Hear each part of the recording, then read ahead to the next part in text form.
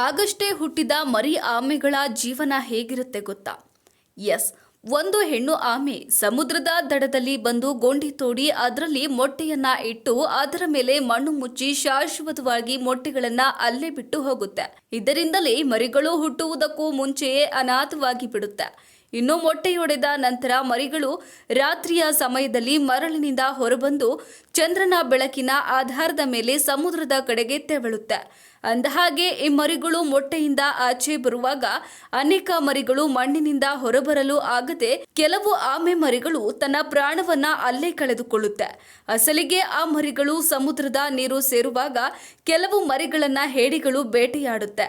ಇನ್ನುಳಿದ ಕೆಲವು ಆಮೆ ಮರಿಗಳು ರಣಹದ್ದುಗಳಂತಹ ಪಕ್ಷಿಗಳಿಗೆ ಆಹಾರವಾಗಿ ಹೋಗುತ್ತೆ. ಹೇಗೋ ಮಾಡಿ ಉಳಿದ ಆಮೆಗಳು ಸಮುದ್ರದ ನೀರು ಸೇರಿದ್ರೂ ಕೂಡ ಮರಿಗಳಿಗೆ ಸಮಸ್ಯೆ ಮುಗಿಯೋದಿಲ್ಲ. ಸಮುದ್ರದ ನೀರು ತಲುಪ್ತಾ ಇದ್ದಂತೆ ಶಾರ್ಕ್ನಂತಹ ಬೇರೆ ಶಿಕಾರಿ ಜೀವಿಗಳನ್ನ ಇವು ಎದುರಿಸಬೇಕಾಗುತ್ತೆ. ಇದೇ ಕಾರಣದಿಂದ ಅಂದಾಜು 100 ಆಮೆಗಳಲ್ಲಿ ಕೇವಲ 1 ಅಥವಾ 2 ಆಮೆಗಳು ಮಾತ್ರ ಜೀವಂತವಾಗಿ ಬದುಕಿ ಉಳಿಯುತ್ತೆ. ಇನ್ನು ನೀರನ್ನ ತಲುಪ್ತಾ ಇದ್ದಂತೆ ಇವು ಈಜುವ ಉನ್ನಾದಕ್ಕೆ ಒಳಗಾಗಿ ಸಾಗರದ ಆಳವಾದ ಪ್ರದೇಶಗಳಿಗೆ ಹೋಗಿ ಅಲ್ಲಿನ ತೇಲುವ ಕಡಲಕಳೆ ಮಧ್ಯೆ ಆಶ್ರಯ ಮತ್ತು ಆಹಾರವನ್ನ ಪಡೆಯುತ್ತೆ. ಸುಮಾರು 20 ರಿಂದ 30 ವರ್ಷಗಳ ನಂತರ ಲೈಂಗಿಕವಾಗಿ ಪ್ರಬುದ್ಧವಾದಾಗ ಅವು ತಾವು ಹುಟ್ಟಿದ ಕಡಲ ತೀರಕ್ಕೆ ಸಂತಾನೋತ್ಪತ್ತಿಗಾಗಿ ಮರಳಿ ಬರುತ್ತೆ.